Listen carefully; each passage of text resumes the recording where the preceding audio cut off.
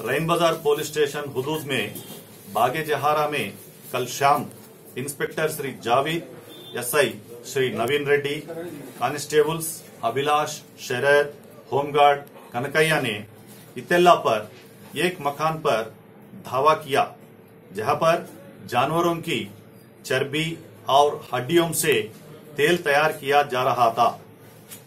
इनके पास कोई म्युनिसिपल ये बल्दिया लाइसेंस भी नहीं है। ये गैर कानूनी तौर पर अपना कारोबार चला रहा थे।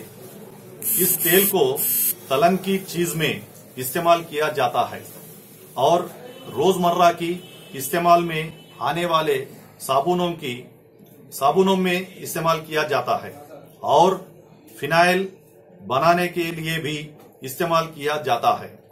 ये केस में हमने मोहम्मद गौस को हिरासत में लिया और तेल बनाने के इस्तेमाल में आने वाली चर्बी और हड्डियां और तेल जब्त किया।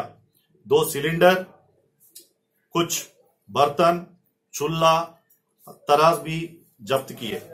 पुलिस की जानिब से आवाम से गुजारिश है, ऐसी तलन की चीज इस्तेमाल करने से गुरेज करें। सर कितने दिनों से कारोबार कर रहा था? ये थोड़ी दिन से, ये 3-4 महीने से कर रहे। सर कहाँ डालता था ये तेल वगैरह? यही आजू बाजू ये सराउंडिंग प्लेसेस में।